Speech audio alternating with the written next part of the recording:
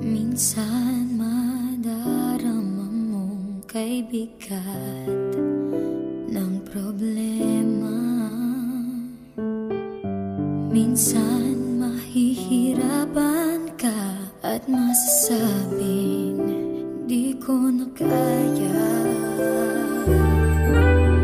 Tumingin ka lang sa langit, baka sakaling may masusumbungan.